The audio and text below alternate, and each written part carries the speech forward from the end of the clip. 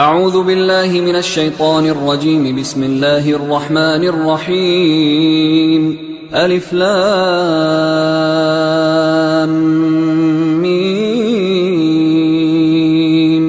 ذلك الكتاب لا ريب فيه هدى للمتقين الذين يؤمنون بالغيب ويقيمون الصلاة ومما رزقناهم ينفقون والذين يؤمنون بما أنزل إليك وما أنزل من قبلك وبالآخرة هم يوقنون أولئك على هدى من ربهم وأولئك هم المفلحون. إن الذين كفروا سواء عليهم أأنذرتهم أم لم تنذرهم لا يؤمنون. ختم الله على قلوبهم وعلى سمعهم وعلى أبصارهم غشاوة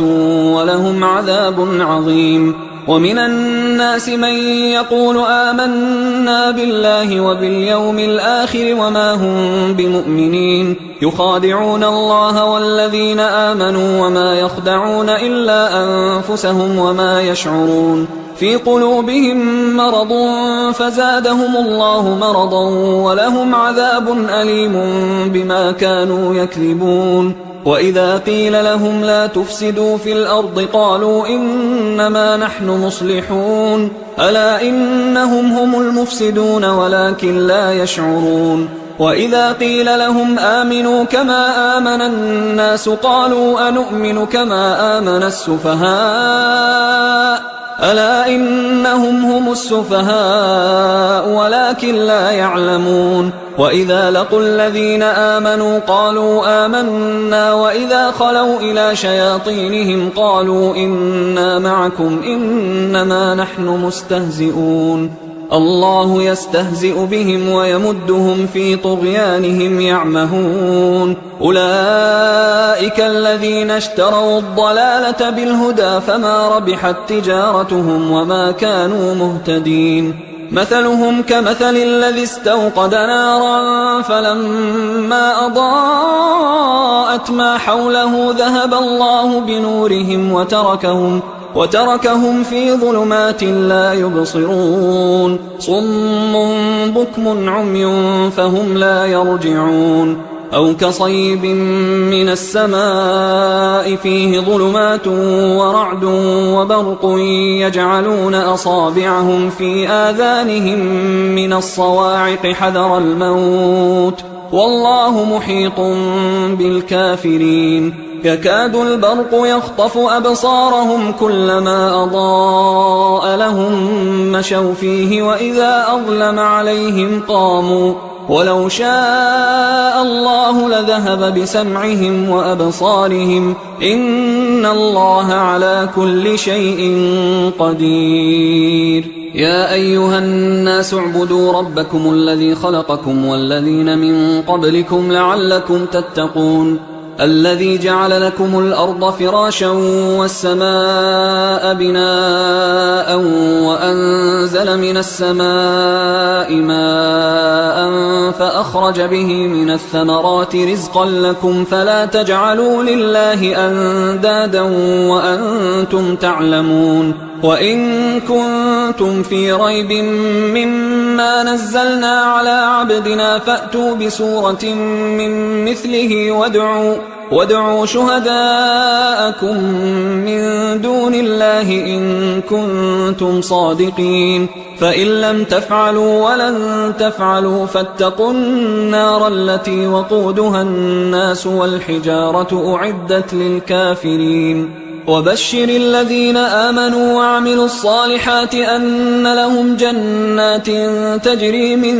تحتها الأنهار كلما رزقوا منها من ثمرة رزقا قالوا هذا الذي رزقنا من قبل وأتوا به متشابها ولهم فيها أزواج مطهرة وهم فيها خالدون. إن الله لا يستحيي أن يضرب مثلا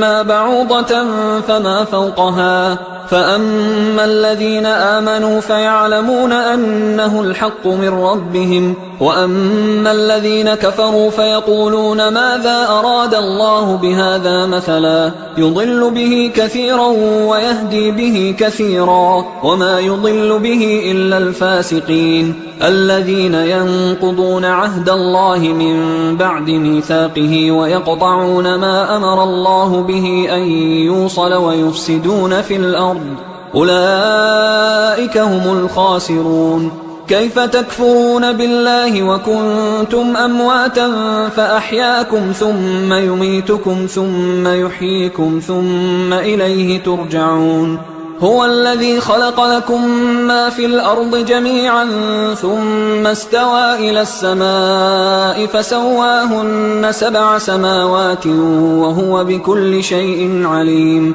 وإذ قال ربك للملائكة إني جاعل في الأرض خليفة قالوا أتجعل فيها من يفسد فيها ويسفك الدماء ونحن نسبح بحمدك ونقدس لك قال إني أعلم ما لا تعلمون. وعلم آدم الأسماء كلها ثم عرضهم على الملائكة فقال أنبئوني بأسماء هؤلاء إن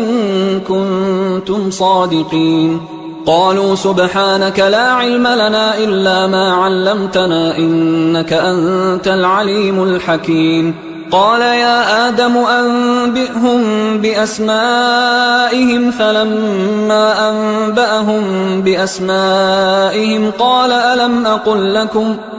ألم أقل لكم إني أعلم غيب السماوات والأرض وأعلم ما تبدون وما كنتم تكتمون. وإذ قلنا للملائكة اسجدوا لآدم فسجدوا إلا إبليس أبى واستكبر وكان من الكافرين. وقلنا يا آدم اسكن أنت وزوجك الجنة وكلا منها رغدا حيث شئتما ولا تقربا هذه الشجرة فتكونا من الظالمين. فأزلهما الشيطان عنها فأخرجهما مما كانا فيه وقلنا اهبطوا بعضكم لبعض عدو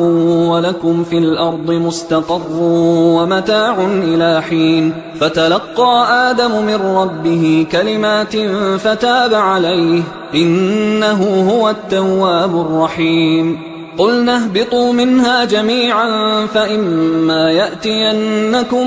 مني هدى فمن تبع هداي فلا خوف عليهم ولا هم يحزنون. والذين كفروا وكذبوا بآياتنا أولئك أصحاب النار هم فيها خالدون. يا بني إسرائيل اذكروا نعمتي التي أنعمت عليكم وأوفوا بعهدي أوف بعهدكم وإياي فارهبون. وآمنوا بما أنزلت مصدقا لما معكم ولا تكونوا أول كافر به ولا تشتروا بآياتي ثمنا قليلا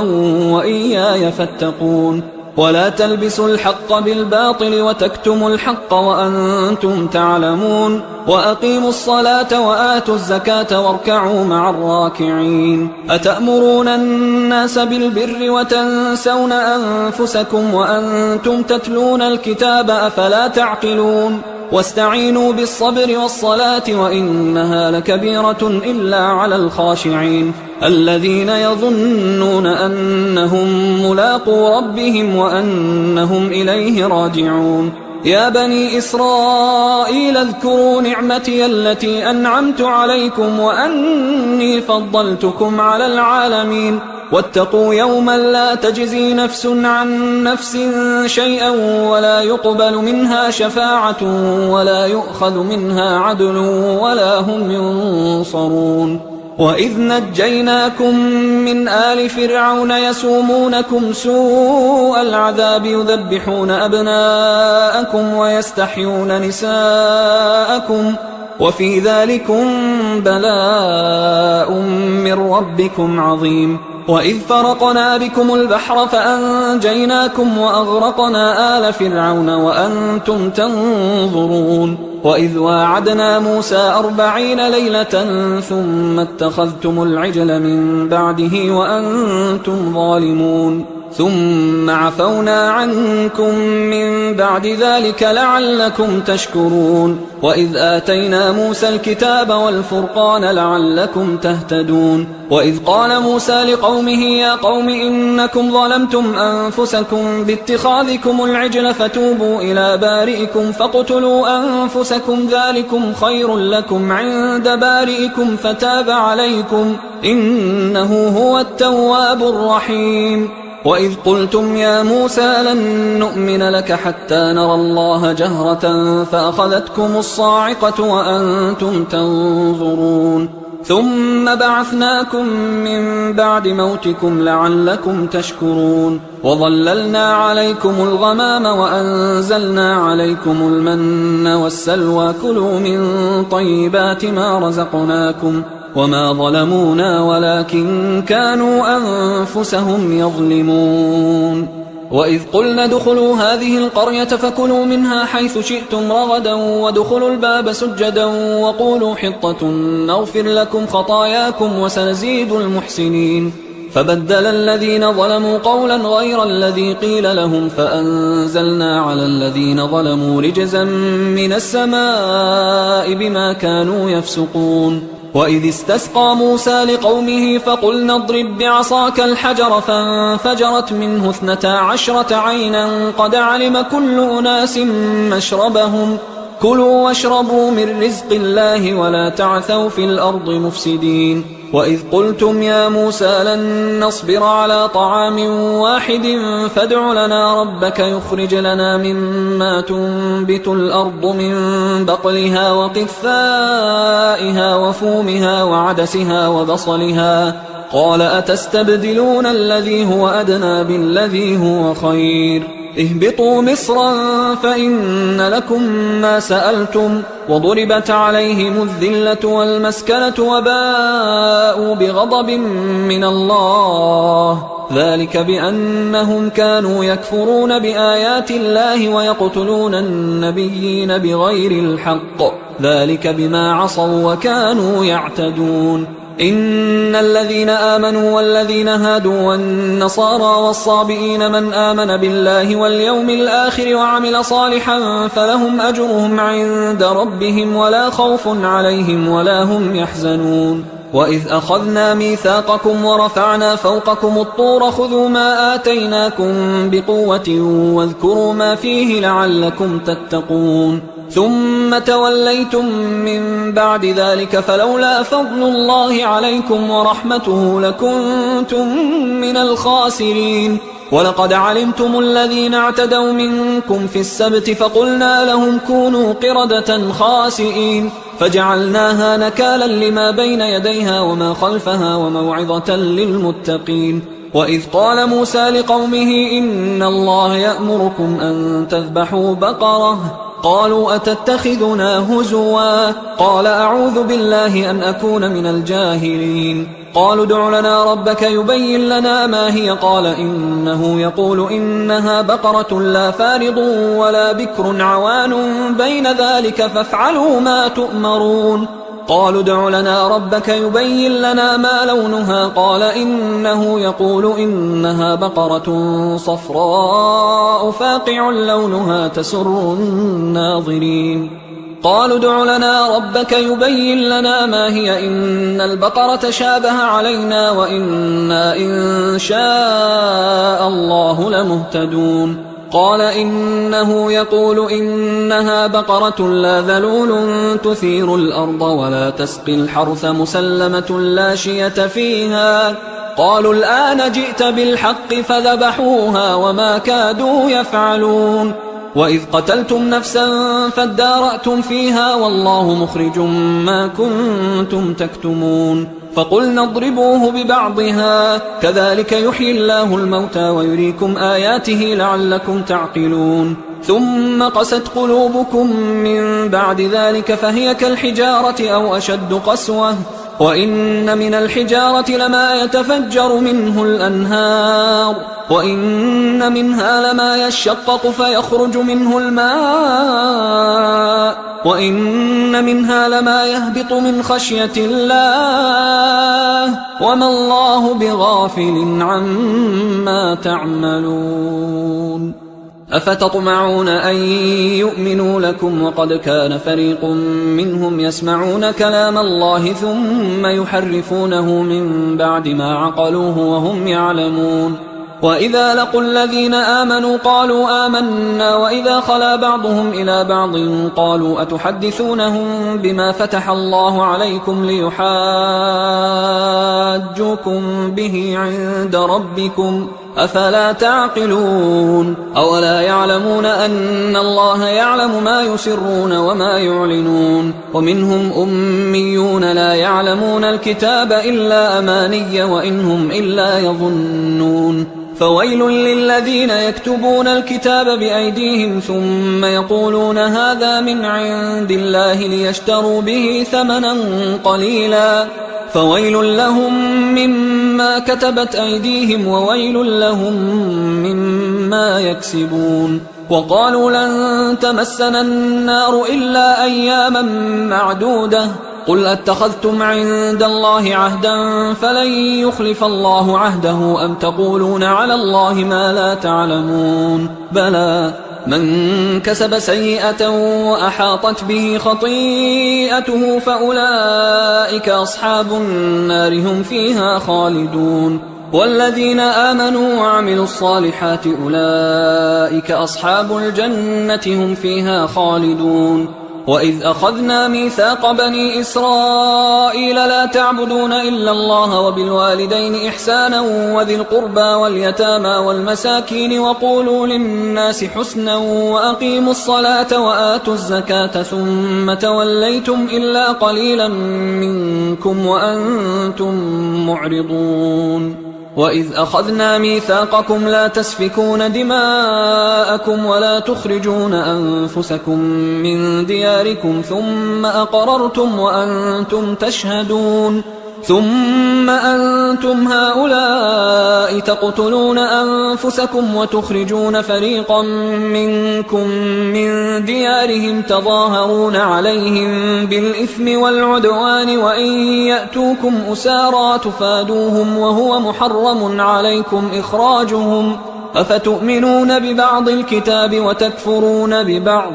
فما جزاء من يفعل ذلك منكم إلا خزي في الحياة الدنيا ويوم القيامة يردون إلى أشد العذاب وما الله بغافل عما تعملون أولئك الذين اشتروا الحياة الدنيا بالآخرة فلا يخفف عنهم العذاب ولا هم ينصرون ولقد آتينا موسى الكتاب وقفينا من بعده بالرسل وآتينا عيسى ابن مريم البينات وأيدناه بروح القدس أفكلما جاءكم رسول بما لا تهوى أنفسكم استكبرتم ففريقا كذبتم وفريقا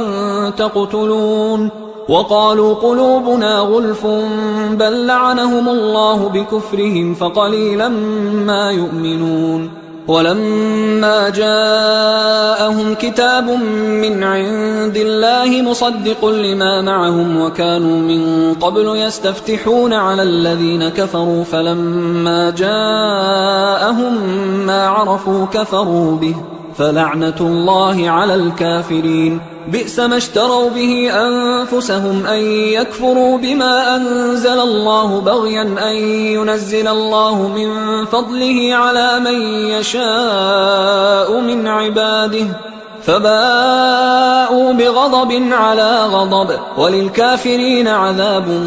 مهين وإذا قيل لهم آمنوا بما أنزل الله قالوا نؤمن بما أنزل علينا ويكفرون بما وراءه وهو الحق مصدقا لما معهم قل فلم تقتلون أنبياء الله من قبل إن كنتم مؤمنين ولقد جاءكم موسى بالبينات ثم اتخذتم العجل من بعده وأنتم ظالمون وإذ أخذنا ميثاقكم ورفعنا فوقكم الطور خذوا ما آتيناكم بقوة واسمعوا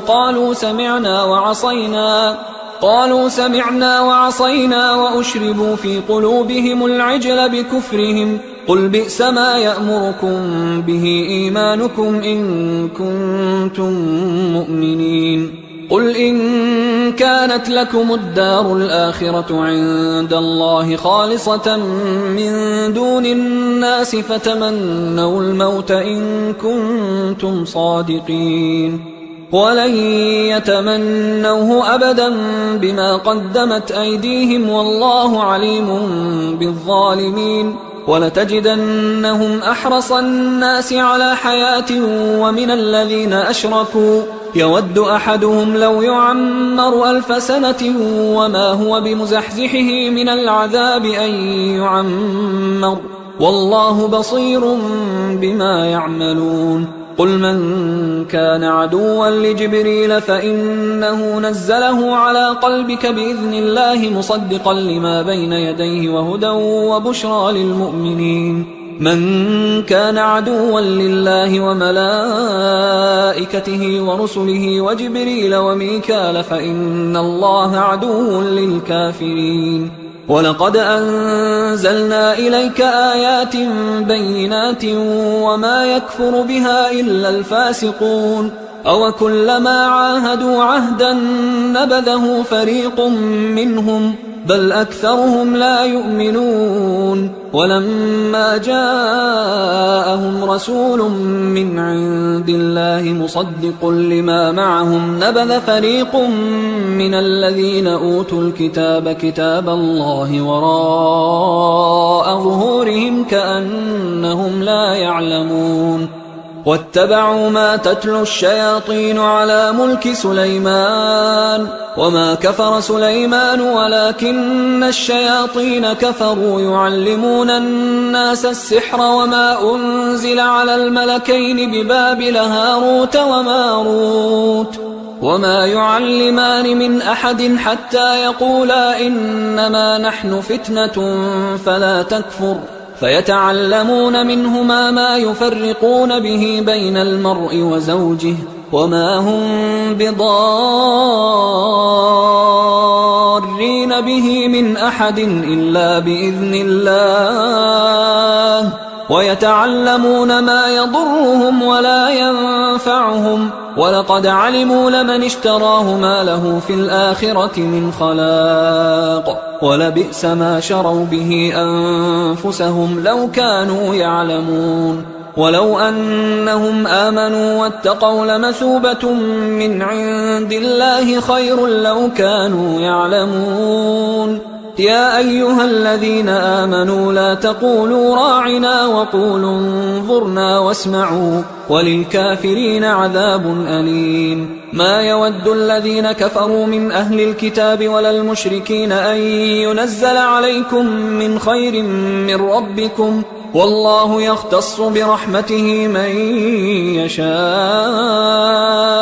والله ذو الفضل العظيم ما ننسخ من آية أو ننسها نأت بخير منها أو مثلها ألم تعلم أن الله على كل شيء قدير ألم تعلم أن الله له ملك السماوات والأرض وما لكم من دون الله من ولي ولا نصير أم تريدون أن تسألوا رسولكم كما سئل موسى من قبل ومن يتبدل الكفر بالإيمان فقد ضل سواء السبيل ود كثير من أهل الكتاب لو يردونكم من بعد إيمانكم كفارا حسدا من عند أنفسهم من بعد ما تبين لهم الحق فاعفوا واصفحوا حتى يأتي الله بأمره إن الله على كل شيء قدير وأقيموا الصلاة وآتوا الزكاة وما تقدموا لأنفسكم من خير تجدوه عند الله إن الله بما تعملون بصير وقالوا لن يدخل الجنة إلا من كان هودا أو نصارى تلك أمانيهم قل هاتوا برهانكم إن كنتم صادقين بلى من أسلم وجهه لله وهو محسن فله أجره عند ربه ولا خوف عليهم ولا هم يحزنون وقالت اليهود ليست النصارى على شيء وقالت النصارى ليست اليهود على شيء وهم يتلون الكتاب كذلك قال الذين لا يعلمون مثل قولهم فالله يحكم بينهم يوم القيامة فيما كانوا فيه يختلفون ومن أظلم ممن منع مساجد الله أن يذكر فيها اسمه وسعى في خرابها أولئك ما كان لهم أن يدخلوها إلا خائفين لهم في الدنيا خزي ولهم في الآخرة عذاب عظيم ولله المشرق والمغرب فأينما تولوا فثم وجه الله إن الله واسع عليم وقالوا اتخذ الله ولدا سبحانه بل له ما في السماوات والأرض كل له قانتون بديع السماوات والأرض وإذا قضى أمرا فإنما يقول له كن فيكون وقال الذين لا يعلمون لولا يكلمنا الله أو تأتينا آية كذلك قال الذين من قبلهم مثل قولهم تشابهت قلوبهم قد بينا الآيات لقوم يوقنون إنا أرسلناك بالحق بشيرا ونذيرا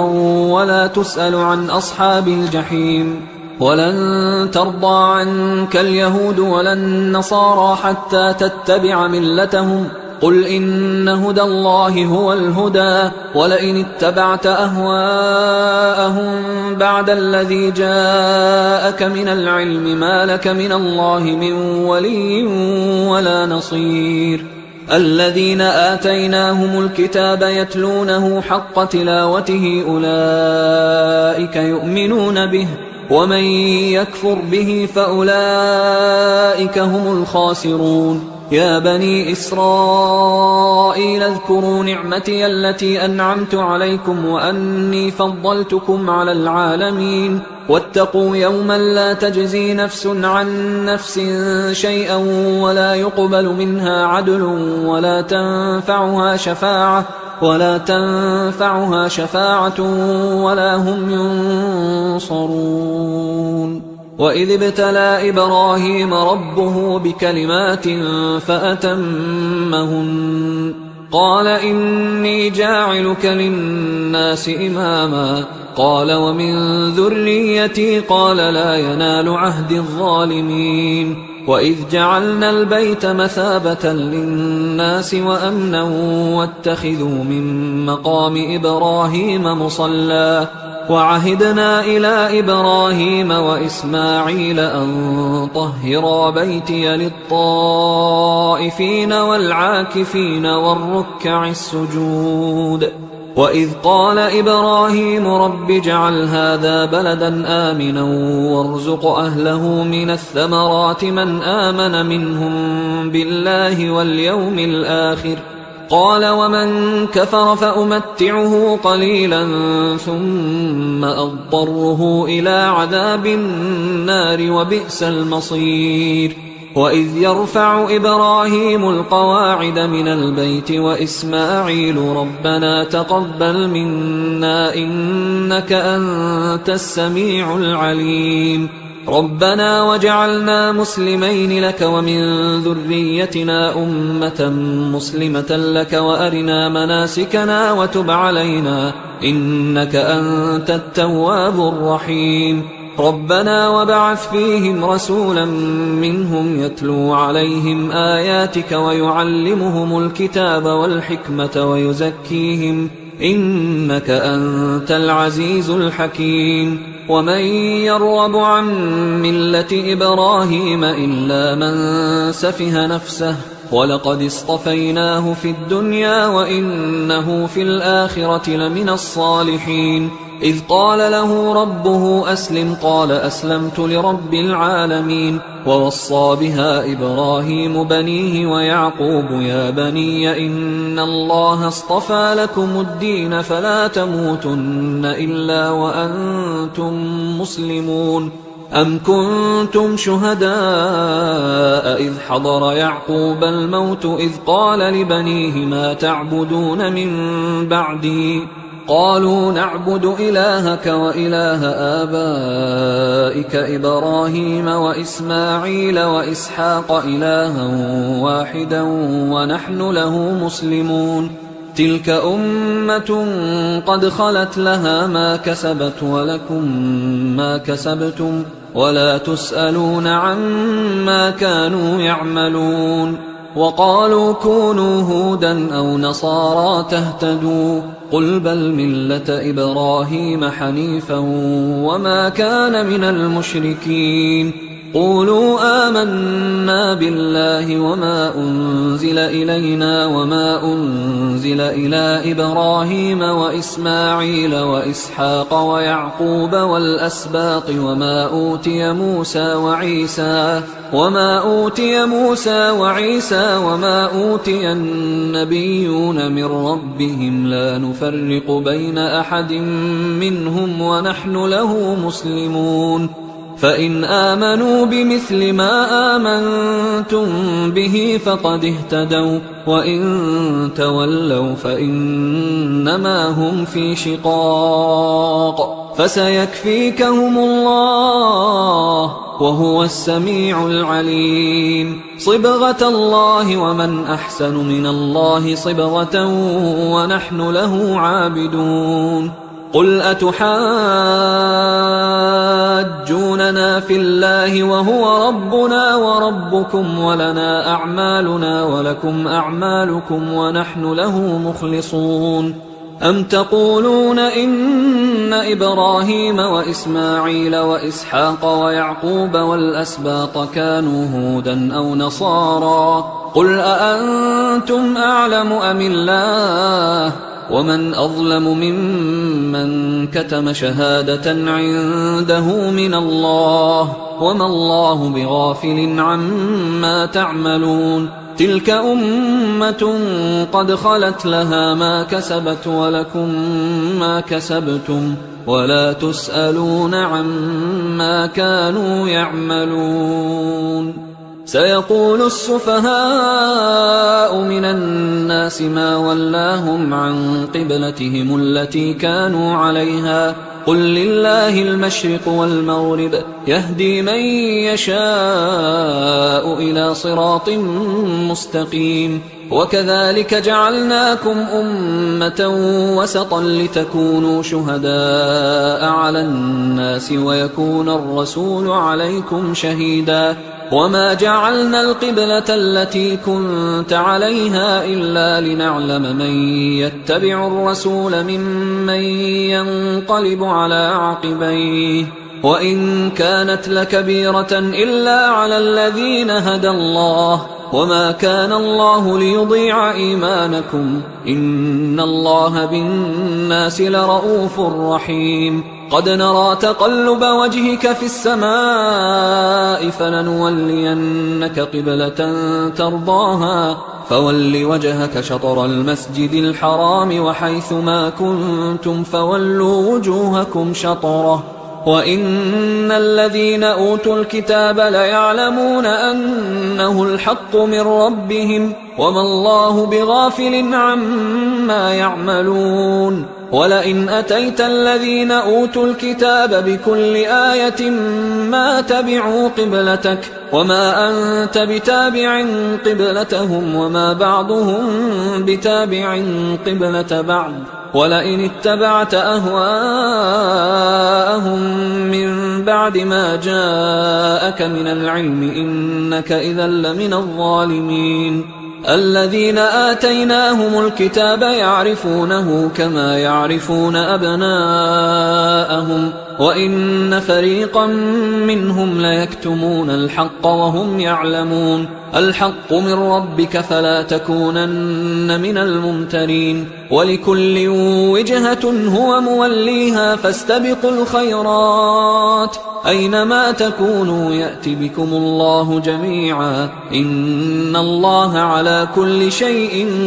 قدير ومن حيث خرجت فول وجهك شطر المسجد الحرام وإنه للحق من ربك وما الله بغافل عما تعملون ومن حيث خرجت فول وجهك شطر المسجد الحرام وحيث ما كنتم فولوا وجوهكم شطره لئلا يكون للناس عليكم حجة إلا الذين ظلموا منهم فلا تخشوهم واخشوني ولأتم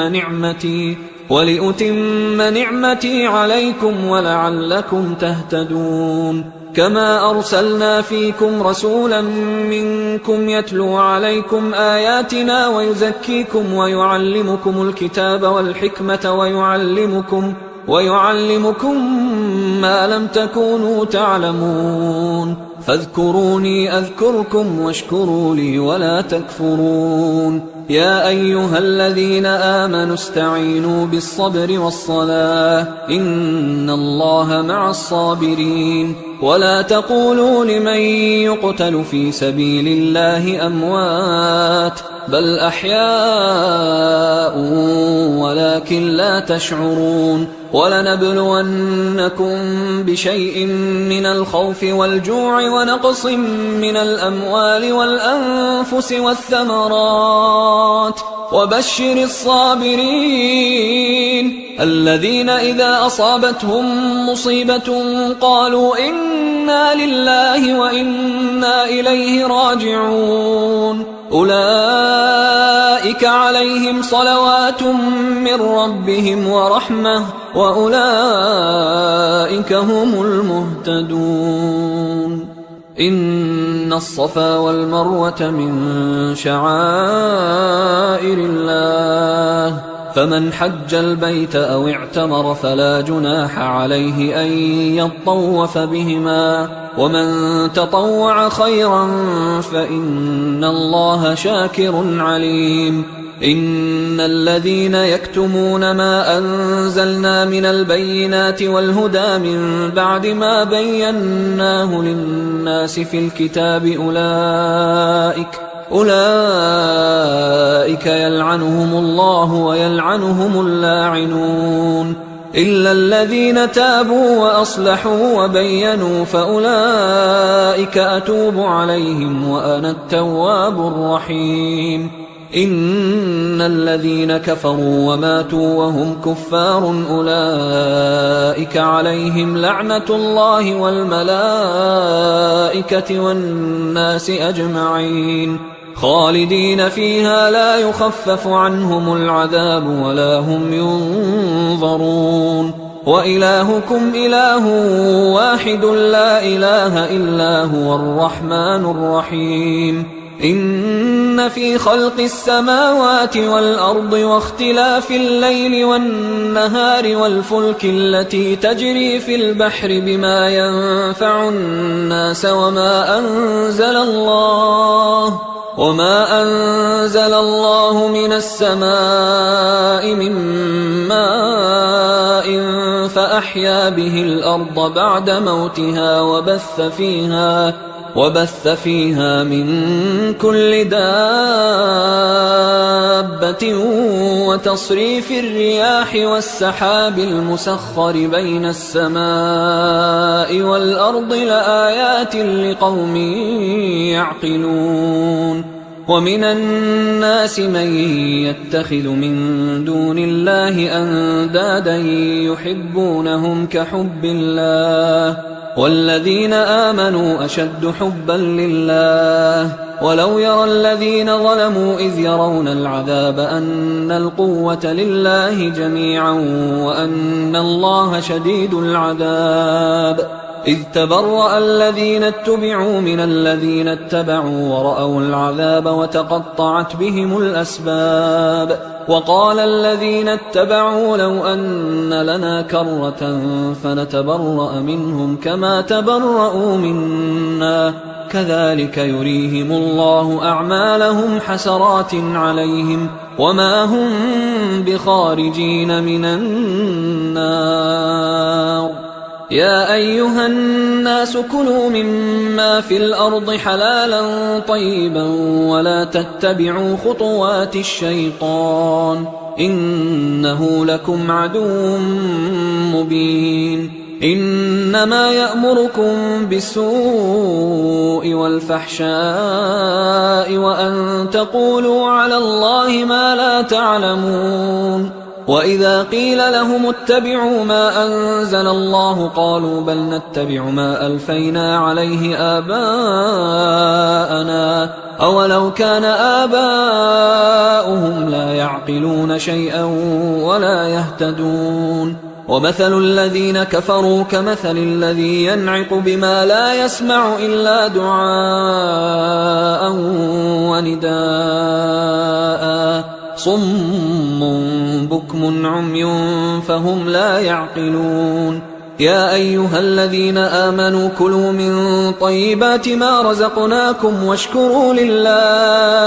واشكروا لله إن كنتم إياه تعبدون إنما حرم عليكم الميتة والدم ولحم الخنزير وما أهل به لغير الله فمن اضطر غير باغ ولا عاد فلا إثم عليه إن الله غفور رحيم إن الذين يكتمون ما أنزل الله من الكتاب ويشترون به ثمنا قليلا أولئك ما يأكلون في بطونهم إلا النار ولا يكلمهم الله يوم القيامة ولا يزكيهم ولهم عذاب أليم أولئك الذين اشتروا الضلالة بالهدى والعذاب بالمغفرة فما أصبرهم على النار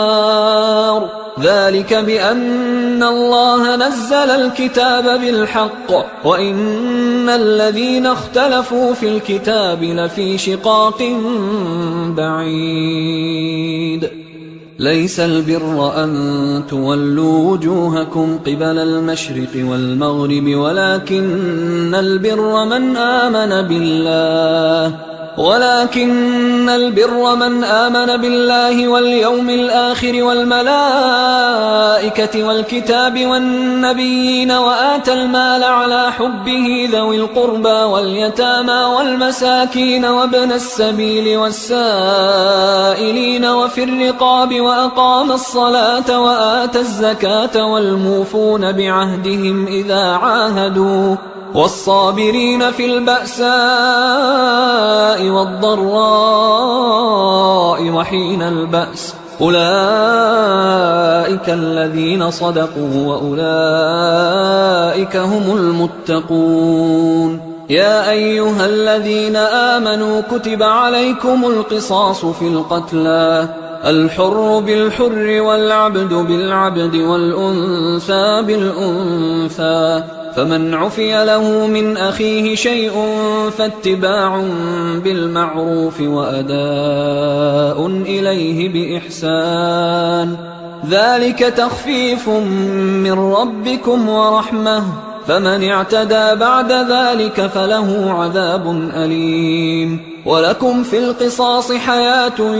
يا أولي الألباب لعلكم تتقون كتب عليكم إذا حضر أحدكم الموت إن ترك خيرا الوصية للوالدين والأقربين بالمعروف حقا على المتقين فمن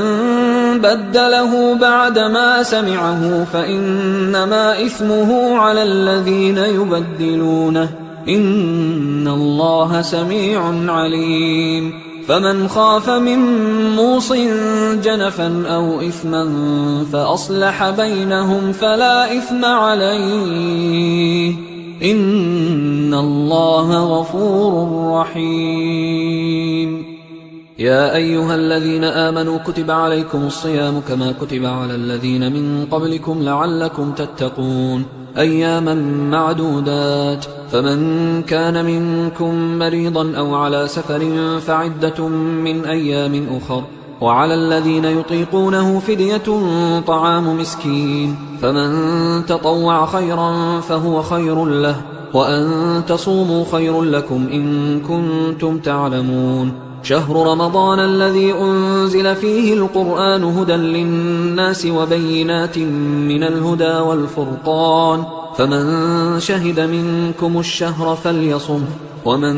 كان مريضا أو على سفر فعدة من أيام أخر، يريد الله بكم اليسر ولا يريد بكم العسر ولتكملوا العدة ولتكبروا الله على ما هداكم ولعلكم تشكرون. وإذا سألك عبادي عني فإني قريب أجيب دعوة الداع إذا دعان، فليستجيبوا لي وليؤمنوا بي لعلهم يرشدون. أحل لكم ليلة الصيام الرفث إلى نسائكم هن لباس لكم وأنتم لباس لهن، علم الله أنكم كنتم تختانون أنفسكم فتاب عليكم وعفى عنكم، فالآن باشروهن وابتغوا ما كتب الله لكم، وكلوا واشربوا حتى يتبين لكم الخيط الأبيض من الخيط الأسود من الفجر، ثم أتموا الصيام إلى الليل، ولا تباشروهن وأنتم عاكفون في المساجد،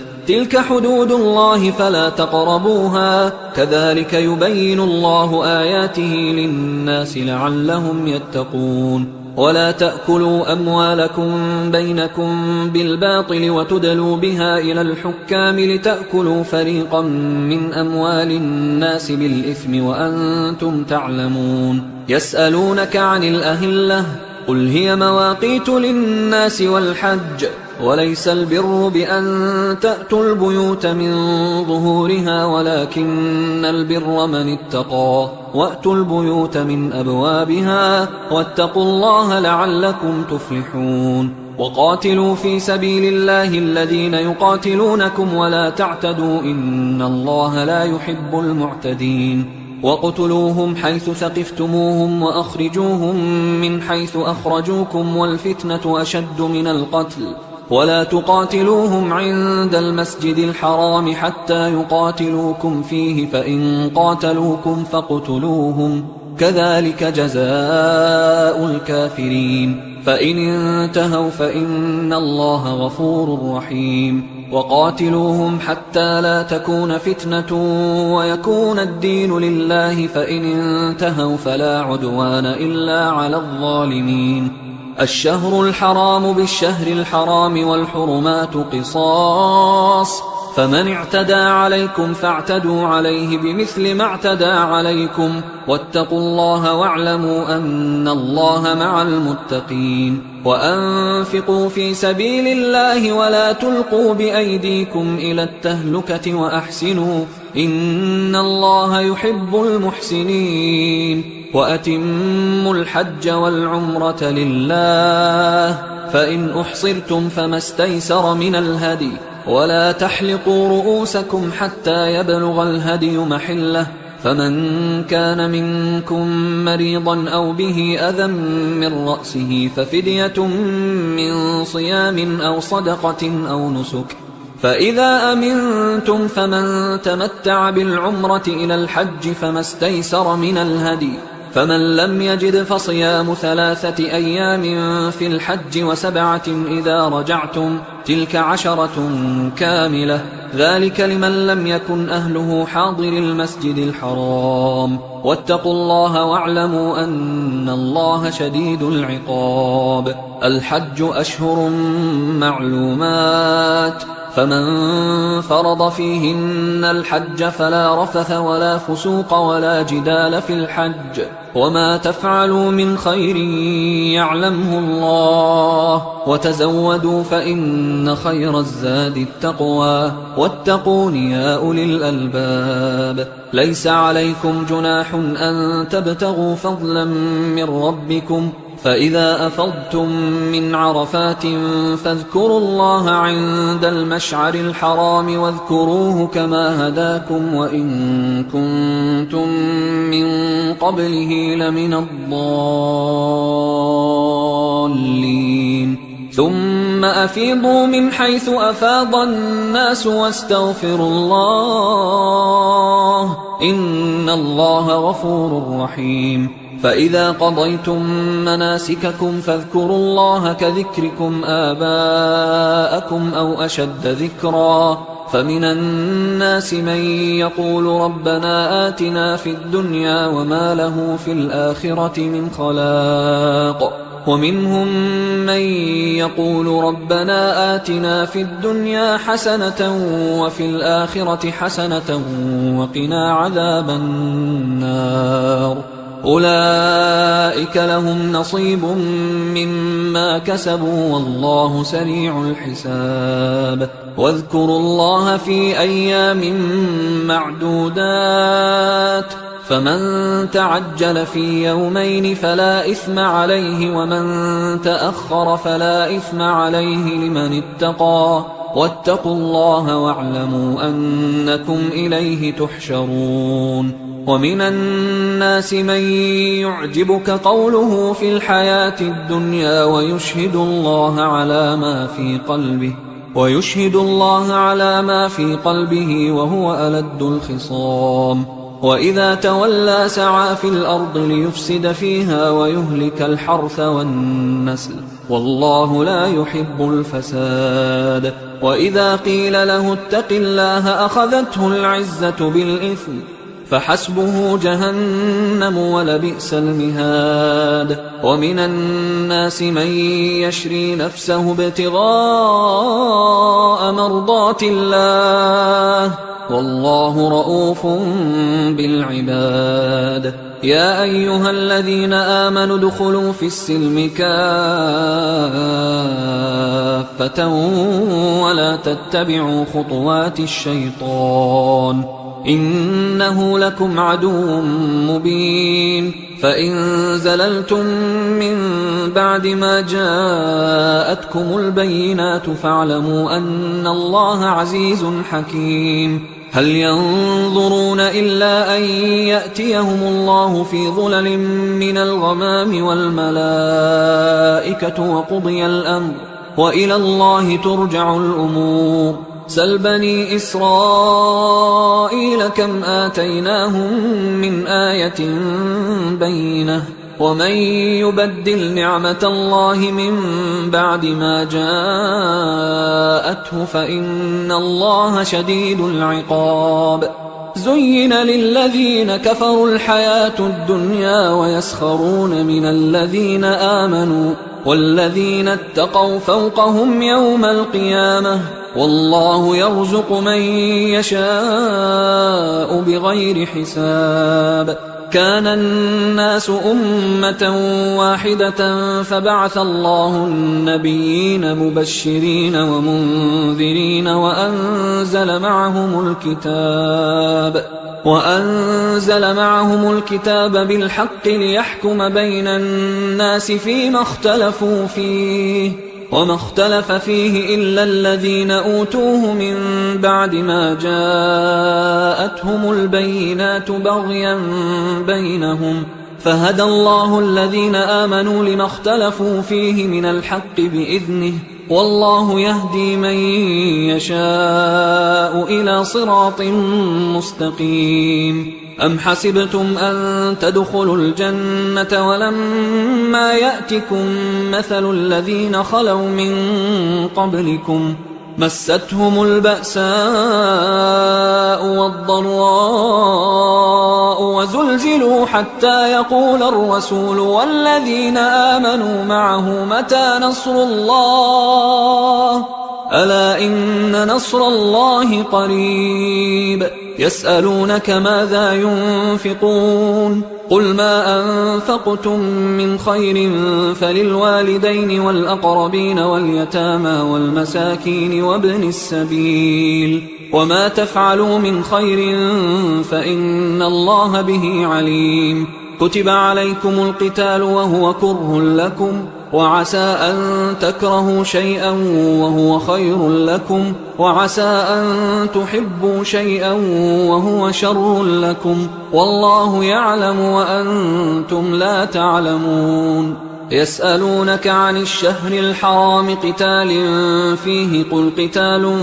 فيه كبير وصد عن سبيل الله وكفر به والمسجد الحرام وإخراج أهله منه أكبر عند الله والفتنة أكبر من القتل ولا يزالون يقاتلونكم حتى يردوكم عن دينكم إن استطاعوا ومن يرتدد منكم عن دينه فيمت وهو كافر فأولئك حبطت أعمالهم في الدنيا والآخرة وأولئك أصحاب النار هم فيها خالدون إن الذين آمنوا والذين هاجروا وجاهدوا في سبيل الله أولئك يرجون رحمة الله والله غفور رحيم يسألونك عن الخمر والميسر قل فيهما إثم كبير ومنافع للناس وإثمهما أكبر من نفعهما ويسألونك ماذا ينفقون قل العفو كذلك يبين الله لكم الآيات لعلكم تتفكرون في الدنيا والآخرة ويسألونك عن اليتامى قل إصلاح لهم خير وإن تخالطوهم فإخوانكم والله يعلم المفسد من المصلح ولو شاء الله لأعنتكم إن الله عزيز حكيم ولا تنكحوا المشركات حتى يؤمن ولأمة مؤمنة خير من مشركة ولو أعجبتكم ولا تنكحوا المشركين حتى يؤمنوا ولعبد مؤمن خير من مشرك ولو أعجبكم أولئك يدعون إلى النار والله يدعو إلى الجنة والمغفرة بإذنه ويبين آياته للناس لعلهم يتذكرون ويسألونك عن المحيض قل هو أذى فاعتزلوا النساء في المحيض ولا تقربوهن حتى يطهرن فإذا تطهرن فأتوهن من حيث أمركم الله إن الله يحب التوابين ويحب المتطهرين نساؤكم حرث لكم فأتوا حرثكم أنى شئتم وقدموا لأنفسكم واتقوا الله واعلموا أنكم ملاقوه وبشر المؤمنين ولا تجعلوا الله عرضة لأيمانكم أن تبروا وتتقوا وتصلحوا بين الناس والله سميع عليم لا يؤاخذكم الله باللغو في أيمانكم ولكن يؤاخذكم بما كسبت قلوبكم والله غفور حليم للذين يؤلون من نسائهم تربص 4 أشهر فإن فاءوا فإن الله غفور رحيم وإن عزموا الطلاق فإن الله سميع عليم والمطلقات يتربصن بأنفسهن 3 قروء ولا يحل لهن أن يكتمن ما خلق الله في أرحامهن إن كن يؤمن بالله واليوم الآخر وبعولتهن أحق بردهن في ذلك إن أرادوا إصلاحا ولهن مثل الذي عليهن بالمعروف وللرجال عليهن درجة والله عزيز حكيم الطلاق 2 فإمساك بمعروف أو تسريح بإحسان ولا يحل لكم أن تأخذوا مما آتيتموهن شيئا إلا أن يخافا ألا يقيما حدود الله فإن خفتم ألا يقيما حدود الله فلا جناح عليهما فيما افتدت به، تلك حدود الله فلا تعتدوها، ومن يتعد حدود الله فأولئك هم الظالمون. فإن طلقها فلا تحل له من بعد حتى تنكح زوجا غيره، فإن طلقها فلا جناح عليهما أن يتراجعا إن ظنا أن يقيما حدود الله، وتلك حدود الله يبينها لقوم يعلمون. وإذا طلقتم النساء فبلغن أجلهن فأمسكوهن بمعروف أو سرحوهن بمعروف، ولا تمسكوهن ضرارا لتعتدوا، ومن يفعل ذلك فقد ظلم نفسه. ولا تتخذوا آيات الله هزوا، واذكروا نعمة الله عليكم وما أنزل عليكم من الكتاب والحكمة يعظكم به، واتقوا الله واعلموا أن الله بكل شيء عليم. وإذا طلقتم النساء فبلغن أجلهن فلا تعضلوهن أن ينكحن أزواجهن إذا تراضوا بينهم بالمعروف، ذلك يوعظ به من كان منكم يؤمن بالله واليوم الآخر، ذلكم أزكى لكم وأطهر، والله يعلم وأنتم لا تعلمون. والوالدات يرضعن أولادهن حولين كاملين لمن أراد أن يتم الرضاعة، وعلى المولود له رزقهن وكسوتهن بالمعروف، لا تكلف نفس إلا وسعها، لا تضار والدة بولدها ولا مولود له بولده، وعلى الوارث مثل ذلك، فإن أرادا فصالا عن تراض منهما وتشاور فلا جناح عليهما. وإن أردتم أن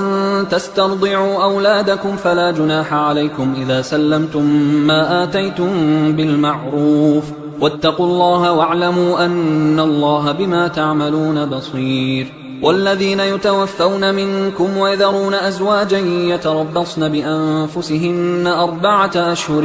و10، فإذا بلغن أجلهن فلا جناح عليكم فيما فعلن في أنفسهن بالمعروف، والله بما تعملون خبير. ولا جناح عليكم فيما عرضتم به من خطبة النساء أو أكننتم في أنفسكم، علم الله أنكم ستذكرونهن ولكن لا تواعدوهن سرا إلا أن تقولوا قولا معروفا، ولا تعزموا عقدة النكاح حتى يبلغ الكتاب أجله، واعلموا أن الله يعلم ما في أنفسكم فاحذروه، واعلموا أن الله غفور حليم. لا جناح عليكم إن طلقتم النساء ما لم تمسوهن أو تفرضوا لهن فريضة، ومتعوهن على الموسع قدره وعلى المقتر قدره متاعا بالمعروف حقا على المحسنين. وإن طلقتموهن من قبل أن تمسوهن وقد فرضتم لهن فريضة فنصف ما فرضتم إلا أن يعفون أو يعفو الذي بيده عقدة النكاح، وأن تعفوا أقرب للتقوى، ولا تنسوا الفضل بينكم، إن الله بما تعملون بصير. حافظوا على الصلوات والصلاة الوسطى وقوموا لله قانتين، فإن خفتم فرجالا أو ركبانا، فإذا أمنتم فاذكروا الله كما علمكم ما لم تكونوا تعلمون. والذين يتوفون منكم ويذرون أزواجا وصية لأزواجهم متاعا إلى الحول غير إخراج، فإن خرجن فلا جناح عليكم فيما فعلن في أنفسهن من معروف، والله عزيز حكيم. وللمطلقات متاع بالمعروف حقا على المتقين، كذلك يبين الله لكم آياته لعلكم تعقلون. ألم تر إلى الذين خرجوا من ديارهم وهم ألوف حذر الموت فقال لهم الله موتوا ثم أحياهم إن الله لذو فضل على الناس ولكن أكثر الناس لا يشكرون وقاتلوا في سبيل الله واعلموا أن الله سميع عليم من ذا الذي يقرض الله قرضا حسنا فيضاعفه له أضعافا كثيرة والله يقبض ويبسط وإليه ترجعون ألم تر إلى الملأ من بني إسرائيل من بعد موسى إذ قالوا لنبي له مبعث لنا ملكا نقاتل في سبيل الله قال هل عسيتم إن كتب عليكم القتال ألا تقاتلوا قالوا وما لنا ألا نقاتل في سبيل الله وقد أخرجنا من ديارنا وأبنائنا فلما كتب عليهم القتال تولوا إلا قليلا منهم والله عليم بالظالمين وقال لهم نبيهم إن الله قد بعث لكم طالوت ملكا قالوا أنى يكون له الملك علينا ونحن أحق بالملك منه ولم يؤت سعة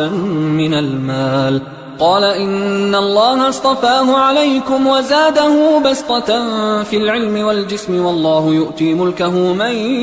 يشاء والله واسع عليم وقال لهم نبيهم إن آية ملكه أن يأتيكم التابوت فيه سكينة من ربكم وبقية مما ترك آل موسى وآل هارون تحمله الملائكة إن في ذلك لآية لكم إن كنتم مؤمنين فلما فصل طالوت بالجنود قال إن الله مبتليكم بنهر فمن شرب منه فليس مني ومن لم يطعمه فإنه مني إلا من اغترف غرفة بيده فشربوا منه إلا قليلا منهم فلما جاوزه هو والذين آمنوا معه قالوا لا طاقة لنا اليوم بجالوت وجنوده قال الذين يظنون أنهم ملاقوا الله كم من فئة قليلة غلبت فئة كثيرة بإذن الله والله مع الصابرين ولما برزوا لجالوت وجنوده قالوا ربنا أفرغ علينا صبرا وثبت أقدامنا وانصرنا على القوم الكافرين فهزموهم بإذن الله وقتل داود جالوت وآتاه الله الملك والحكمة وعلمه مما يشاء ولولا دفع الله الناس بعضهم ببعض لفسدت الأرض ولكن الله ذو فضل على العالمين تلك آيات الله نتلوها عليك بالحق وإنك لمن المرسلين تلك الرسل فضلنا بعضهم على بعض منهم من كلم الله ورفع بعضهم درجات وآتينا عيسى ابن مريم البينات وأيدناه بروح القدس ولو شاء الله ما اقتتل الذين من بعدهم من بعد ما جاءتهم البينات ولكن اختلفوا فمنهم من آمن ومنهم من كفر ولو شاء الله ما اقتتلوا ولكن الله يفعل ما يريد يا أيها الذين آمنوا أنفقوا مما رزقناكم من قبل أن يأتي يوم لا بيع فيه ولا خلة ولا شفاعة والكافرون هم الظالمون الله لا إله إلا هو الحي القيوم لا تأخذه سنة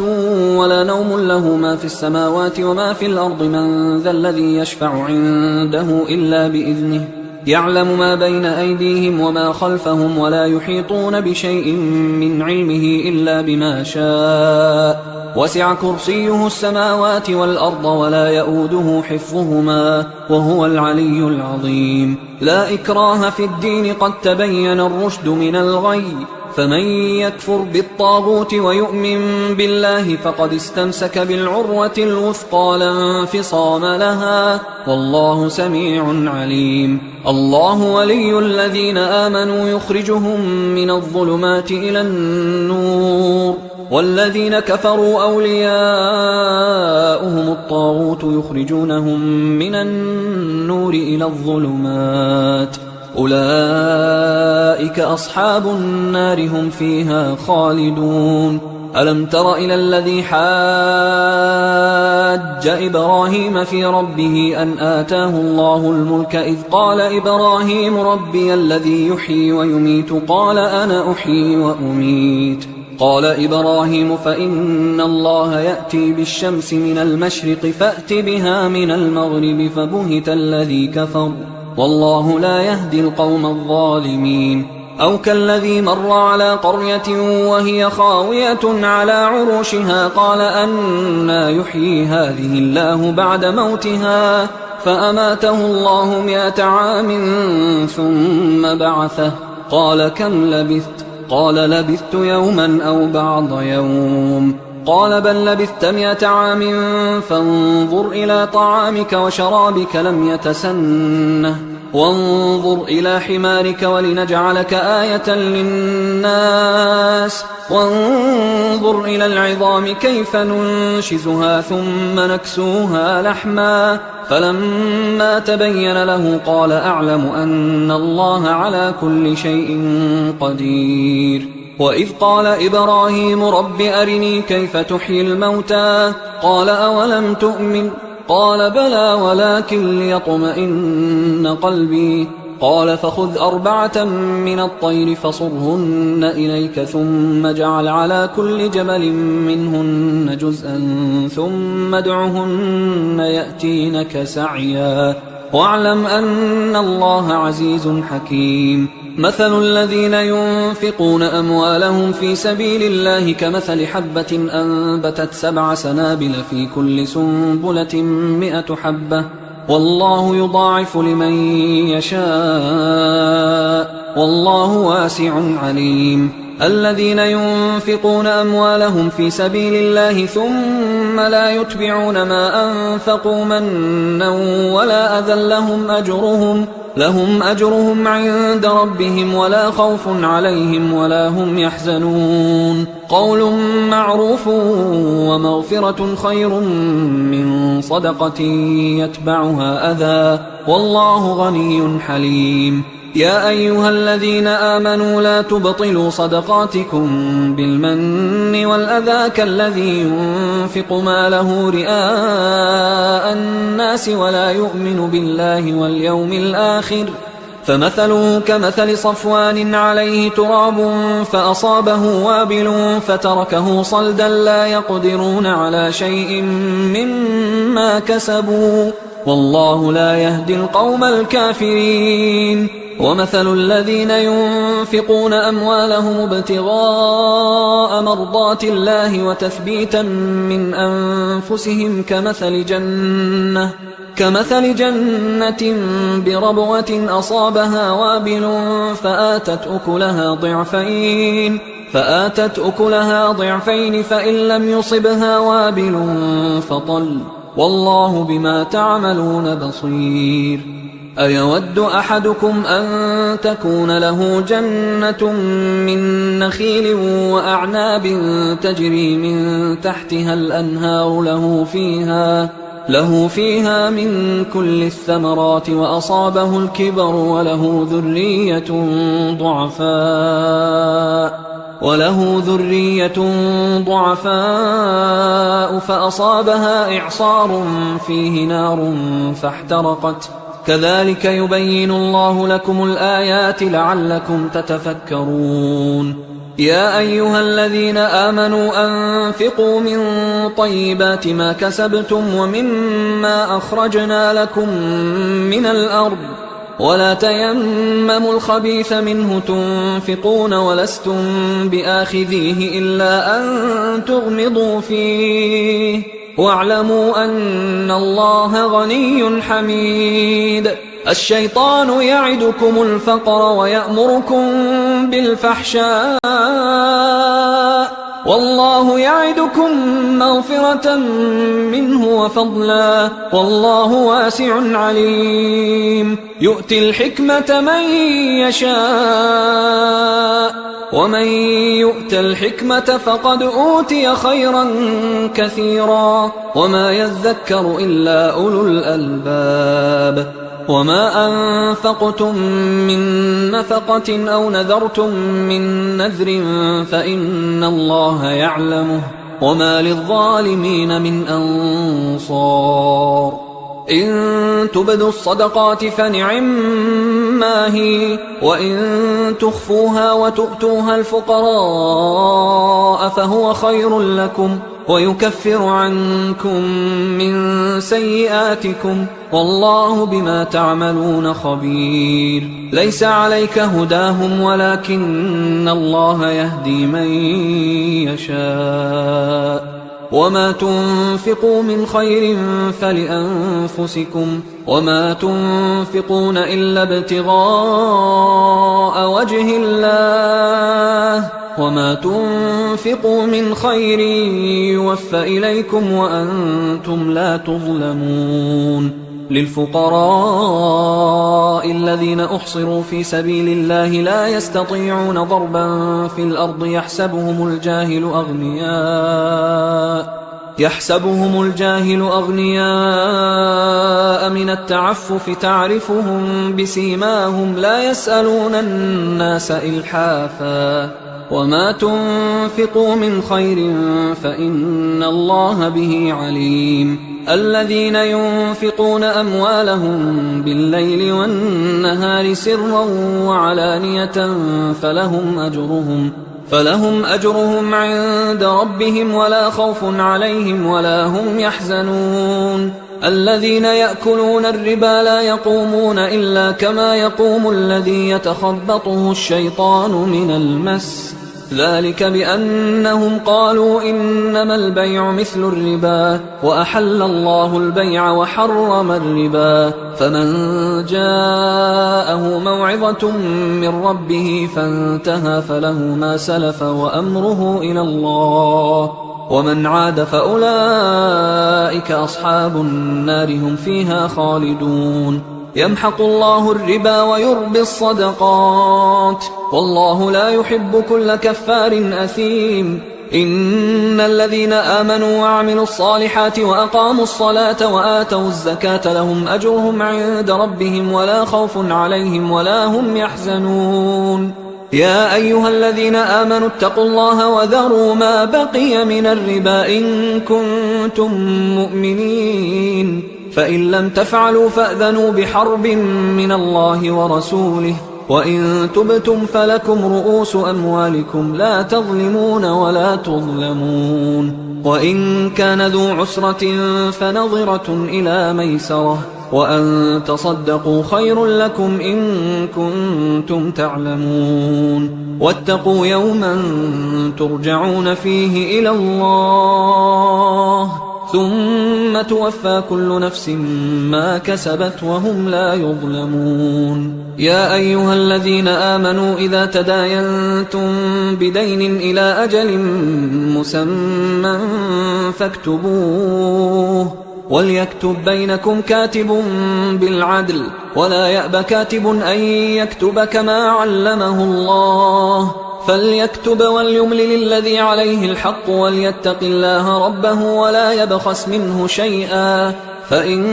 كان الذي عليه الحق سفيها أو ضعيفا أو لا يستطيع أن يمله فليملل وليه بالعدل واستشهدوا شهيدين من رجالكم فإن لم يكونا رجلين فرجل وامرأتان ممن ترضون من الشهداء أن تضل إحداهما فتذكر إحداهما الأخرى ولا يأبى الشهداء إذا ما دعوا ولا تسأموا أن تكتبوه صغيرا أو كبيرا إلى أجله ذلكم أقسط عند الله وأقوم للشهادة وأدنى أن لا ترتابوا إلا أن تكون تجارة حاضرة تديرونها بينكم فليس عليكم جناح ألا تكتبوها وأشهدوا إذا تبايعتم ولا يضار كاتب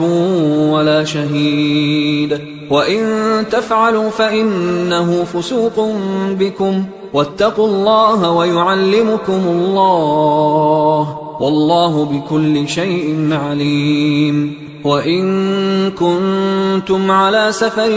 ولم تجدوا كاتبا فرهان مقبوضة، فإن أمن بعضكم بعضا فليؤدي الذي اؤتمن أمانته وليتق الله ربه ولا تكتموا الشهادة، ومن يكتمها فإنه آثم قلبه والله بما تعملون عليم. لله ما في السماوات وما في الأرض، وإن تبدوا ما في أنفسكم أو تخفوه يحاسبكم به الله فيغفر لمن يشاء ويعذب من يشاء والله على كل شيء قدير. آمن الرسول بما أنزل إليه من ربه والمؤمنون كل آمن بالله وملائكته وكتبه ورسله لا نفرق بين أحد من رسله وقالوا سمعنا وأطعنا غفرانك ربنا وإليك المصير. لا يكلف الله نفسا إلا وسعها، لها ما كسبت وعليها ما اكتسبت. ربنا لا تؤاخذنا إن نسينا أو أخطأنا، ربنا ولا تحمل علينا إصرا كما حملته على الذين من قبلنا، ربنا ولا تحملنا ما لا طاقة لنا به واعف عنا واغفر لنا وارحمنا أنت مولانا فانصرنا على القوم الكافرين. حصريا على قارئ القرآن.